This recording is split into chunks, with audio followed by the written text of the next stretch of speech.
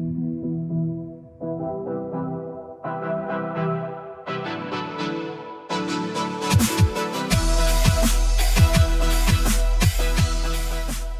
YouTube, this is Josh, and today I'm going to give you a brief unboxing and overview of the Abrams SlickEye interior visor light bar.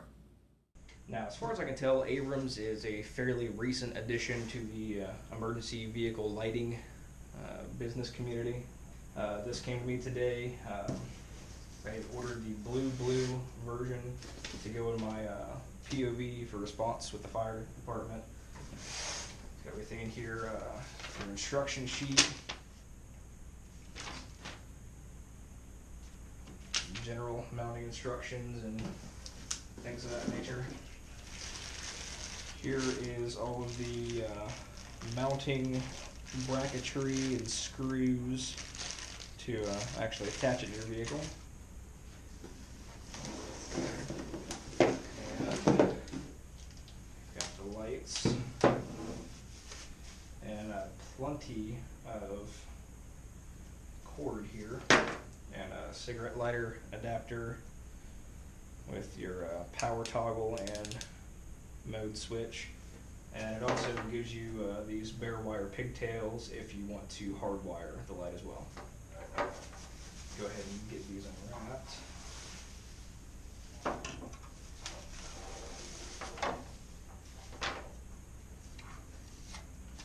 It's all metal construction. It's probably about maybe an inch and a half, inch and 3/4 in height.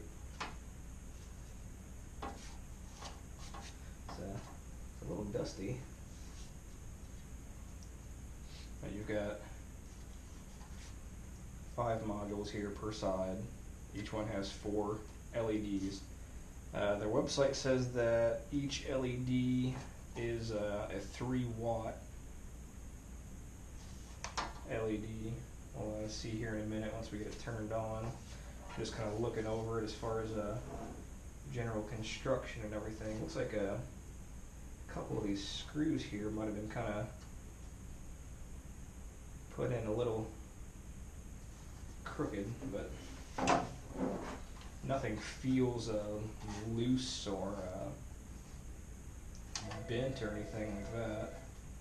Taking a look at some of the PCB and soldering work here. What I can see, it doesn't look bad. It's all surface mount stuff.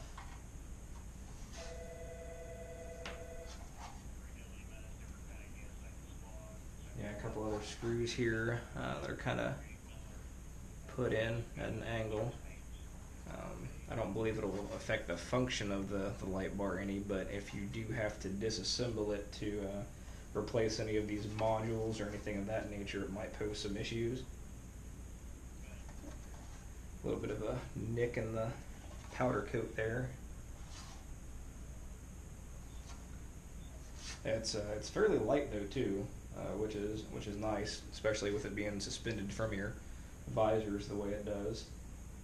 And size-wise, I think it should mount up in my car pretty easily. That was one thing I was kind of concerned about, was whether or not I had enough room in between my rear view mirror and the side of the A-pillar to get these to fit in. I've got a kind of a smaller vehicle, so that's really it that's in the box. It did have some foam that was covering the ends here to kind of protect it in the box. I did remove that prior. I had opened this box up to make sure everything was in it before I started recording. But that's it as far as that goes.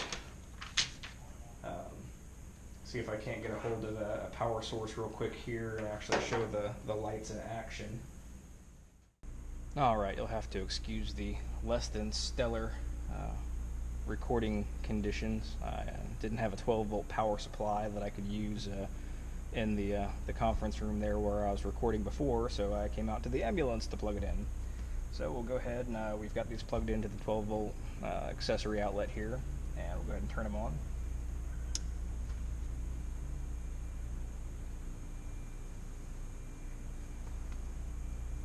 They're pretty decently bright. The website rates them at 3 watts per LED which is supposed to give a total of 120 watts of light output.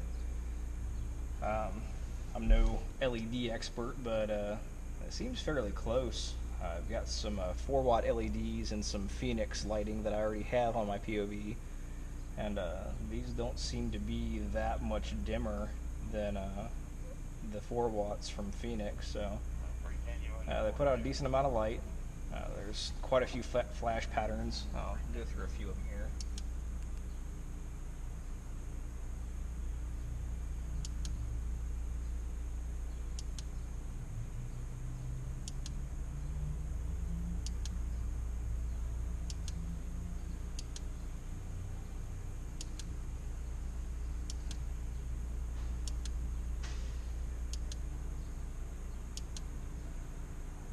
Also has directional patterns. There is no separate switch for the directional, so you'd have to cycle through if you wanted to use them, which, you know, in all reality, there's been very few times that on POV use at least that you would be using a directional pattern like that.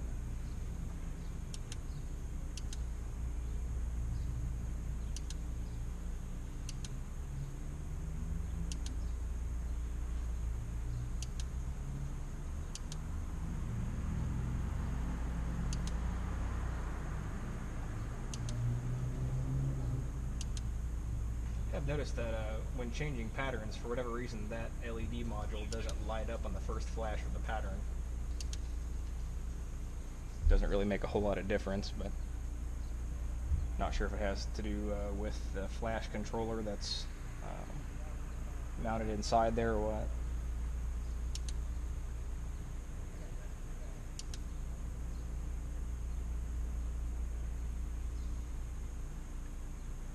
Yeah, they're pretty decently bright.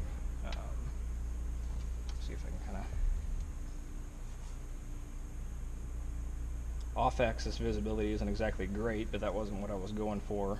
These are TIR type modules, so it kind of focuses all the light directly out front. Kind of see how it looks at different angles there. But overall, especially for the price, build quality and brightness seem pretty good.